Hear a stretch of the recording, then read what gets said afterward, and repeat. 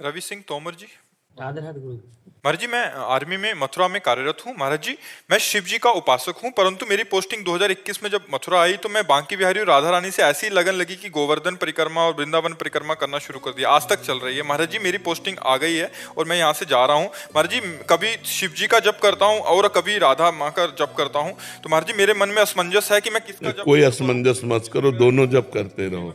बिना भगवान शंकर की कृपा के किसी को हरि भक्ति या राधा भक्ति प्राप्त नहीं होती।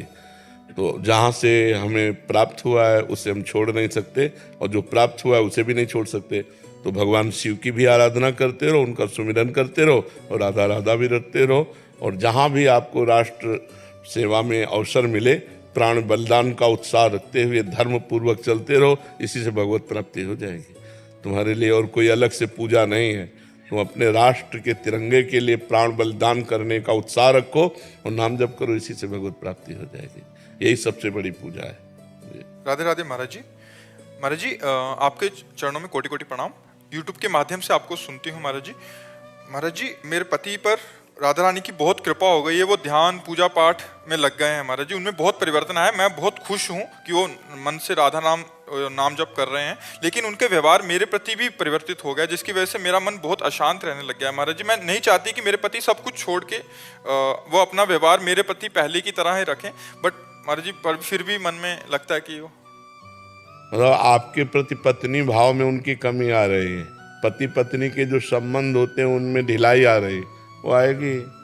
क्योंकि असत संसार के सुखों का राग तब तक रहता है जब तक हृदय मलिन रहता है, और जब परमात्मा सुख में चलने लगता है तो फिर ये सब अच्छा नहीं लगता है। ब्रह्मादिक के भोग सब विष सम लागत ताहि, नारायण ब्रज चंद की लगन लगी है जाए। रमा विलास राम अनुरागी, तजत बमन जिम जन बड़भागी। कोई बड़भागी भगवान के भक्त जन ऐसे होते हैं कि माया के विलास को बमन के समान त्याग देते हैं।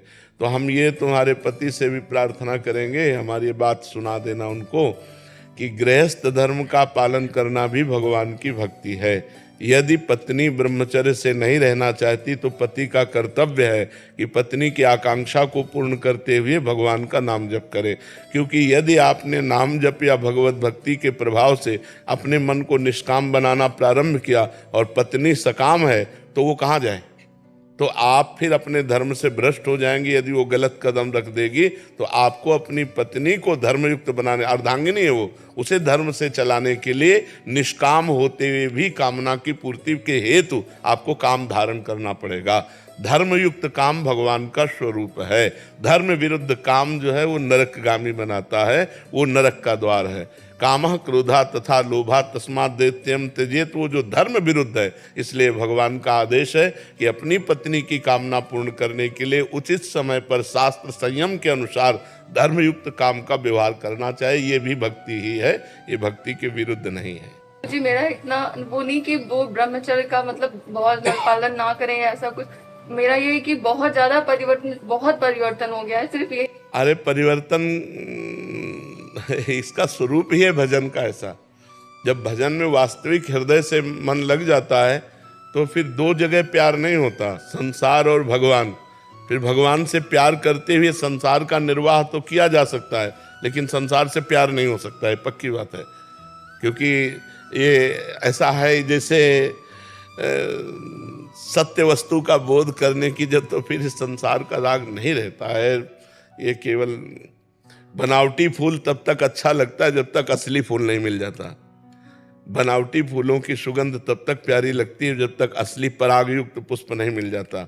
ऐसे ही संसार ये स्वाप्निक है। जब तक सच्चिदानंद भगवान का सुख नहीं मिलता तब तक ये आकर्षित करता है, और जब वो सुख मिल जाता है तो फिर, तो इसलिए हमें लगता है आप भी गर्वित रहें कि आपका पति धर्मात्मा है। ये नहीं चाहती हूँ कि मैं उनकी किसी भी पूजा पाठ या किसी चीज में बाधा बनूं।